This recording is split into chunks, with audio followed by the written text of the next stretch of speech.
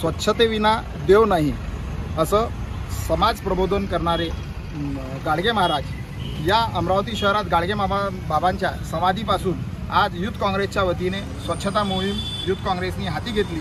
आज आम्ही कठोरा नाका ते पाठ्यपुस्तकालय रोडवरील अत्यंत म्हणजे कचऱ्याचा महापूर या इथे आहे।